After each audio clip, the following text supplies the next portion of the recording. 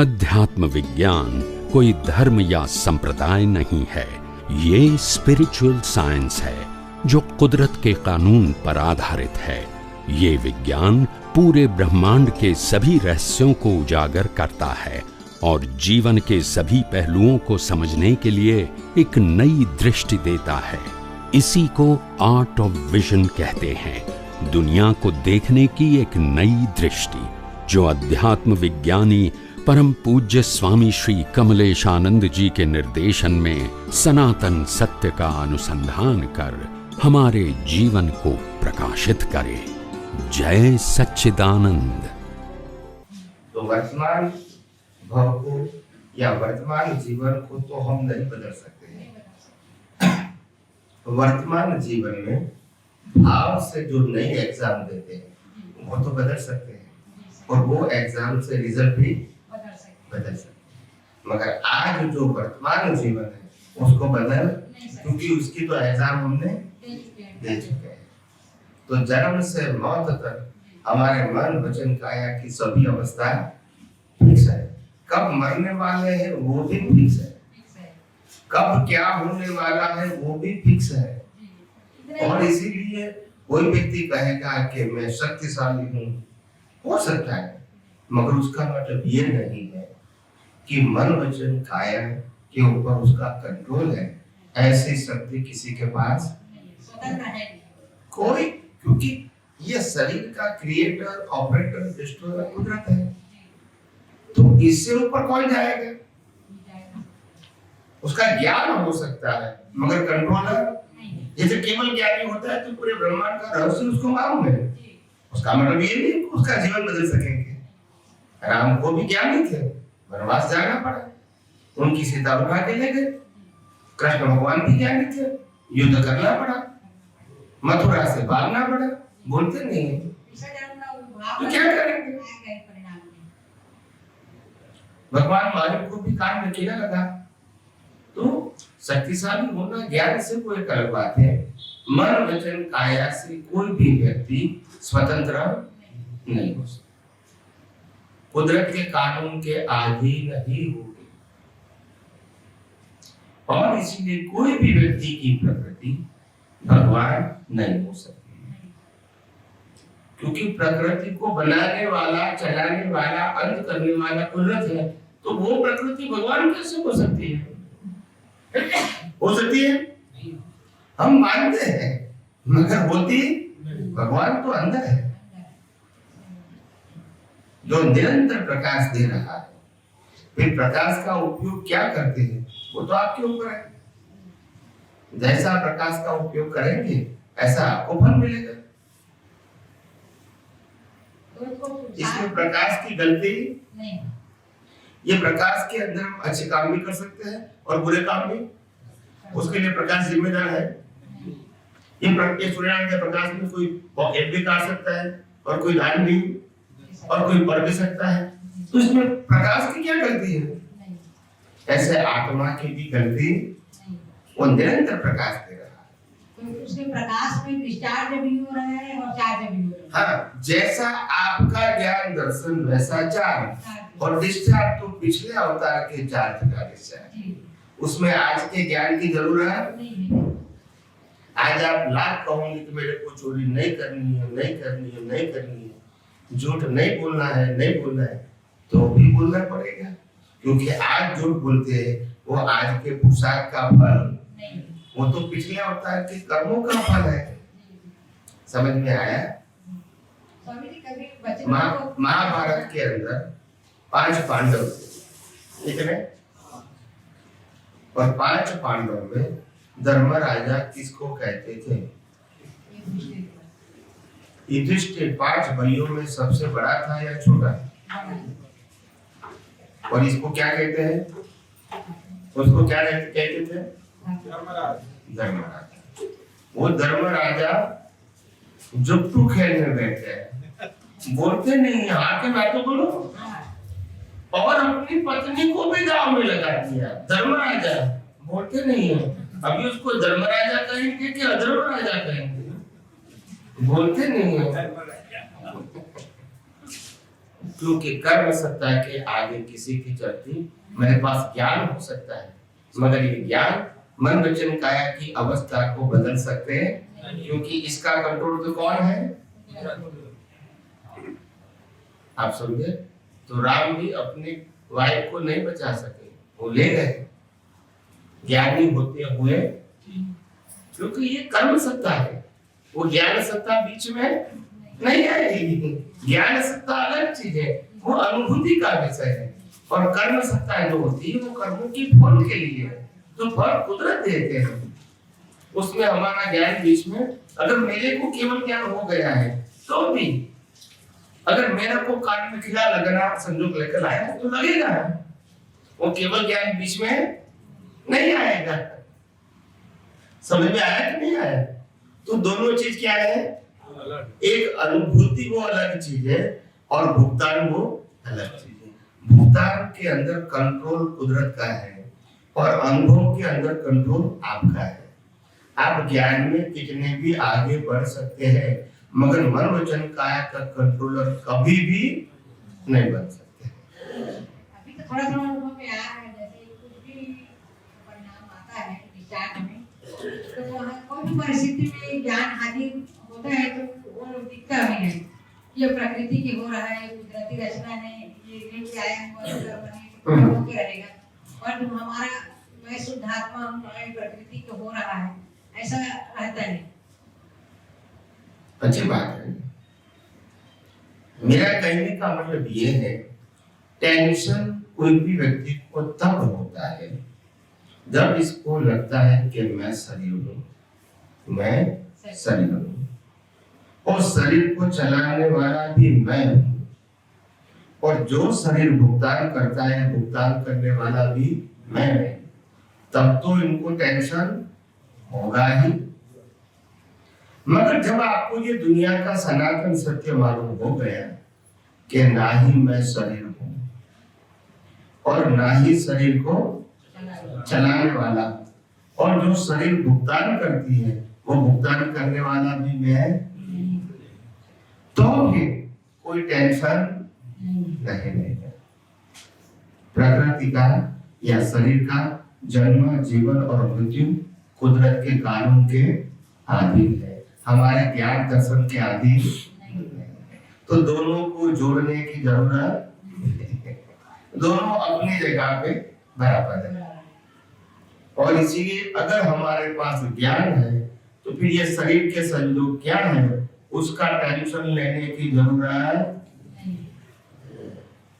आज कोई यहाँ आपके ये नगर के अंदर से कोई व्यक्ति बड़ा सज्जन व्यक्ति है, पैसे वाला व्यक्ति है, और वो परिवार के साथ बाहर घूमने जाता है, और बाहर घूमने गया, और घूमने जाने के बाद कोई व्यक्ति उनकी वाइफ को उठा के ले गया, और बाद में उसको मालूम तो वो घर पे वापिस आया, लोग क्या कहेंगे?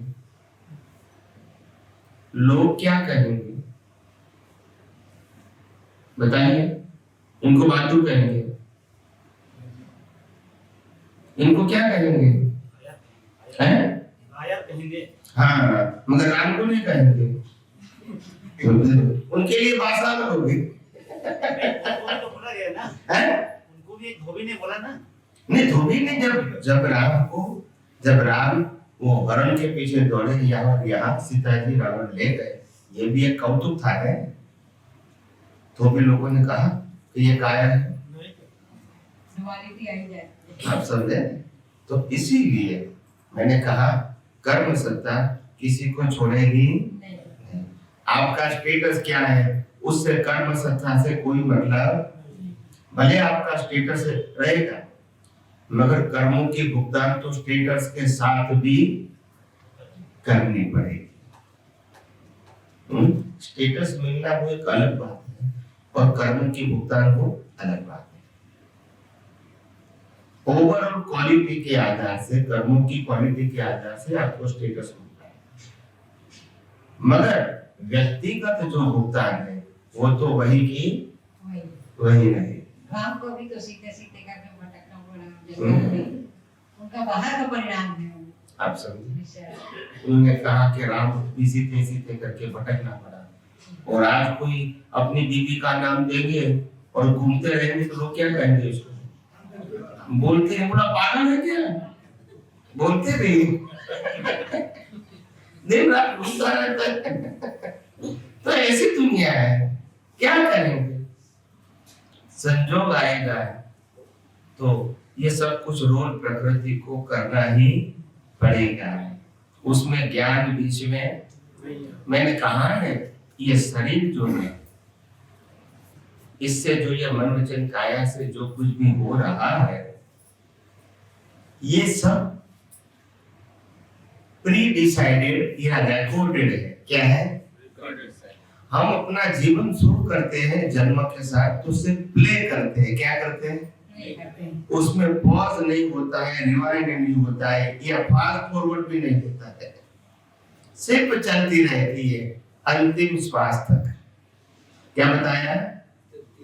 जैसा प्रोग्राम बनाया उसके मुताबिक ये प्ले, जैसे कैसेट होती है ना, कैसेट डीवीडी प्लेयर, 3 घंटे का फिल्म, तो आपने रख दिया और प्ले कर दिया, बाद में आपको बैठ के देखना ही है ना, वहां जो कुछ भी दिखाता है वो देखने का है, आपको कुछ करना है नहीं। ऐसे ये मन वचन काया का जो जीवन है वो भी एक प्रकार का फिक्स जीवन है। हम पैदा होते हैं तब से प्ले हो जाता है और जीवन के अंतिम सांस तक वो करते हैं। वास्तव में फिल्में 3 घंटे की होती है। क्या बताया? और हमारा जीवन 3 अवस्था है, बचपन, युवानी और बुढ़ापा। समझ में आया? तो ये एक प्रकार के जीवन की फिल्म ही है, इसमें कोई सच्चाई नहीं। समझ में आया? तो नाटक में क्या होता है, जो रोल खत्म हो जाता है दोबारा नहीं आता, तो हमारे जीवन में आता है नहीं आएगा। तो नाटक तो है, खत्म हो रहा है। क्या बताया? मगर हम अज्ञानी होके यही सोचते हैं जो कल हुआ था वो दोबारा होगा तो उसी का टेंशन। सही बात, एक बार हो जाता है तो फिर डर जाता है कि ऐसा होगा। ऐसा नहीं है। एक व्यक्ति ने हमारे साथ जीवन में कभी कोई गलत व्यवहार कर दिया तो जितनी बार वो याद आएगा या दिखेगा तो वही बात याद आएगी, अभी ऐसा करेगा, ऐसा करेगा। वो उनके हाथ में है और हमारे हाथ में भी, ये कुदरत के हाथ में है। संजोग होगा तो ही बनेगा, नहीं तो ये किसी के स्वतंत्रता की या ताकत की बात नहीं है। समझ में आया? और इसीलिए क्यों डरेंगे भाई, हम क्यों डरेंगे? और जो होने वाला है जीवन में, इसको हम बदल भी नहीं सकते। मगर कई सारे लोग ऐसे भी हैं, लालच के बस, क्या बताया, ज्योतिष के पास जाते हैं। किसके पास? ज्योतिष। कि वो मेरा भविष्य क्या करेगा, बदल देगा। जो बुरा वक्त चलता है वो खत्म हो जाएगा, ऐसा हम मानते हैं और उनके पास जाते हैं। किसके पास? ज्योतिष के पास। और ज्योतिष हमारा, तो कहने का मतलब ये, हम लोग क्योंकि इतने मानसिक तौर से कमजोर हैं, क्या बताएं, मानसिक तौर से कमजोर लोग हैं कि हमको ज्योतिष का सहारा लेना पड़ता है। समझ में आया? हम समझते हैं ज्योतिष हमारा भविष्य बदल देगा, ऐसा मानते हैं। लोगों की बात करता हूँ, एक व्यक्ति की बात नहीं, मैं लोगों की बात करता हूँ। तभी तो इसका बिजनेस चलता है, अगर नहीं मारेंगे तो कैसे चलेगा? हजारों लाखों लोग देश में विदेश में सब जगह मानते हैं, मगर कितनी अंधश्रद्धा है उसको मैं उजागर करता हूं।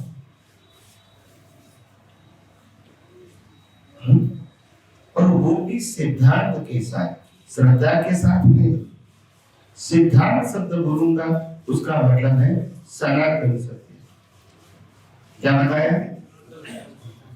और सनातन सत्य का मतलब होता है कुदरत का, कोई व्यक्ति का, कोई धर्म का, कोई भगवान का, कोई गुरु का, कोई संस्था का कानून। किसका कानून? और कुदरत का कानून सबके लिए एक है या अलग अलग? तो ये सिद्धांत के ऊपर में एस्ट्रोलॉजी क्या है वो आपको सिंपल भाषा में बताता हूं। सिंपल भाषा, सिर्फ 4 सेंटेंस में आपको ये भी एस्ट्रोलॉजी क्या है उसका विज्ञान मालूम हो जाएगा। सबसे पहला सेंटेंस, सबसे पहला वाक्य,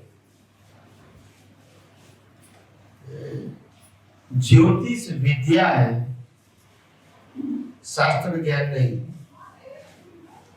क्या बताया? शास्त्र ज्ञान। विद्या का मतलब होता है कुदरती बख्शिश। इसको किताबें पढ़ने की जरूरत। तो विद्या का मतलब होता है नेचुरल गिफ्ट, और किताबों पढ़ने का मतलब स्टडी करना। वो स्टडी करके बताएगा वो तो अप्रोक्सीमेट हो गया, वो एग्जैक्ट कभी नहीं। तो सबसे पहली बात, ज्योतिष विद्या है, शास्त्र नहीं है। और शास्त्र वाले कभी परफेक्ट नहीं बता सकते हैं ऐसा होगा तो ऐसा होगा, ऐसा होगा तो ऐसा होगा। ऐसी कंडीशनल ही बात करेंगे, मगर ये नहीं कहेंगे कल शाम को 5 बजे ये होगा ही, ऐसा वो नहीं बताएंगे, क्योंकि मालूम ही नहीं उनको। तुम्हारा ग्रह ऐसा है तो फिर ऐसा होगा, अगर कोई परिवर्तन हो जाएगा तो ऐसा हो जाएगा। यानी सब बातें कैसे करेंगे? क्योंकि उनके पास शास्त्र ज्ञान में विद्या है, वास्तव में ही विद्या है। और विद्या जिसके पास होती है उसको किताब की जरूरत, वो तुरंत बोल के बता देते कि ये टाइम पे ये होगा। उनके लिए कोई कंडीशन नहीं, स्पष्ट बोल देगा तुम्हारा मृत्यु इस तारीख को, इस समय पे, इस स्थान पे, इसी अवस्था में हो जाएगा। बस इसमें बीच में ग्रह नक्षत्र बीच में आएगा उनको जो दिखता है वो बोल देता है। समझ में आया? जिसको नेचुरल गिफ्ट है उनको और भी कंडीशन की जरूरत नहीं। तो सबसे पहले ज्योतिष विद्या है, शास्त्र। नंबर 2, जिसके पास विद्या है, क्या बताया? वो भी भविष्य बता सकते हैं मगर बदल नहीं सकते। दूसरा सेंटेंस क्या बोला मैं? जिनके पास विद्या है यानी नेचुरल गिफ्ट है वो भी भविष्य बता सकते हैं मगर बदल नहीं सकते। एक दूसरा सेंटेंस। तीसरा सेंटेंस, अगर वो भविष्य बदल सकता है तो पहले उनका बदलेगा या आपका बदलेगा? बोलते नहीं। तो आप खुद का बदलेगा तो फिर गॉड की जरूरत रहेगी नहीं। वो गॉड लग जाए तब से मालूम नहीं होता कि उनका नहीं बदला है। बोलते नहीं है। गॉड को लगाते हैं अपने भविष्य को उज्जवल बनाने के लिए ना। अगर उनका हो गया है तो फिर गॉड को लगाया है लोगों को आकर्षित करने। हाँ, मगर उनका नहीं बदला इसलिए लोगों को उल्लू बनाने के लिए लगाया है।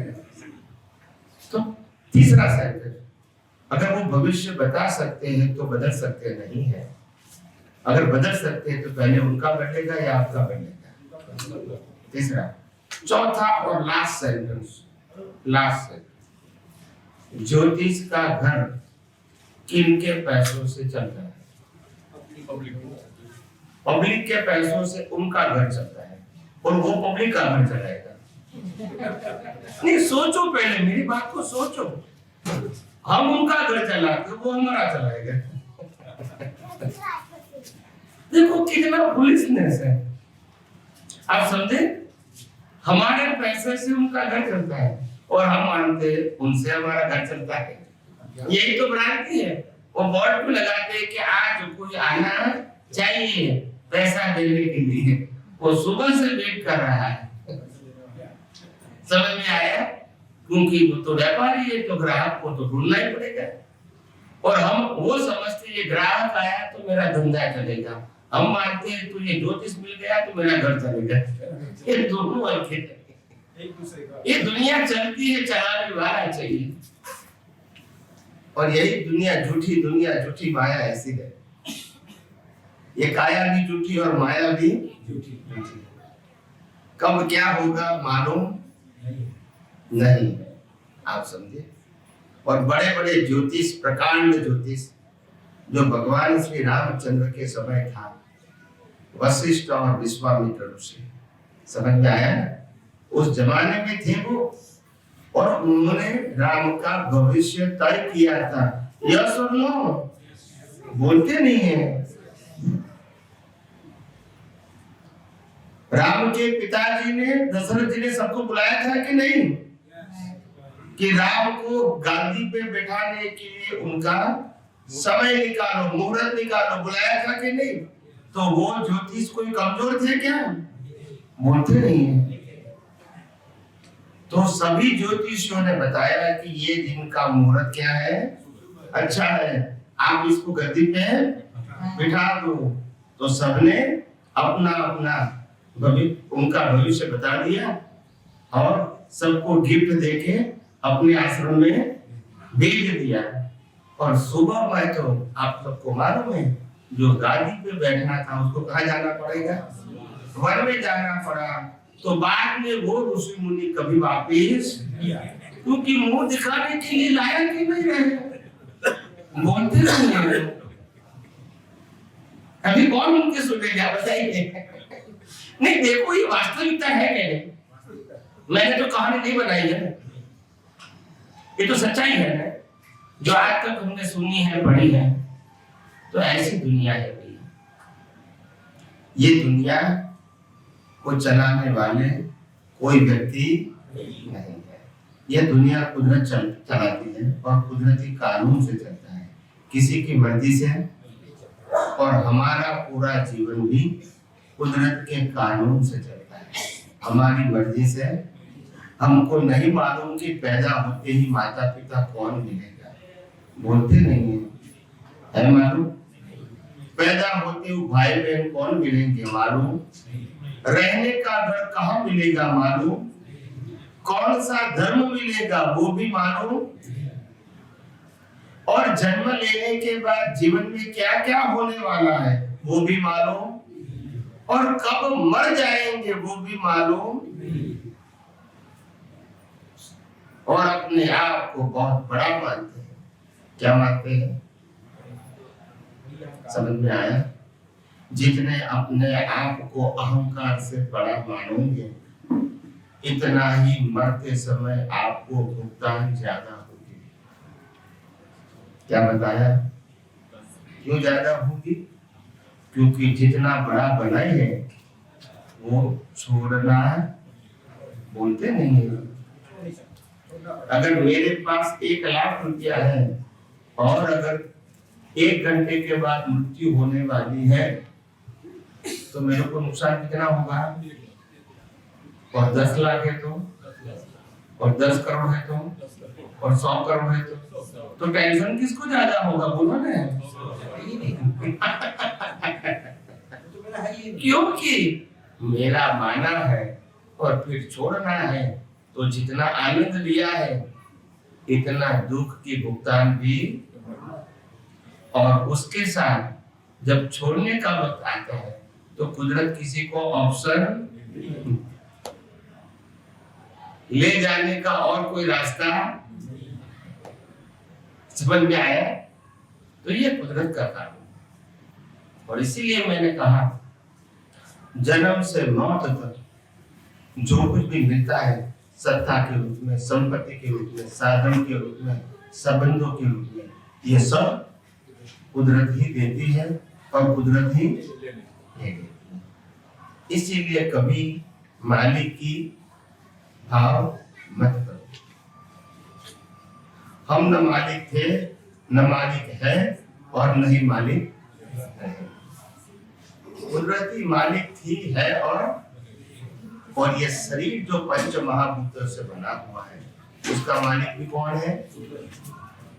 शरीर तक वो छोड़ेगी, बोलते नहीं, बाकी सब चीजें तो ले लेंगी, सत्ता संपत्ति सबन साधन, और शरीर भी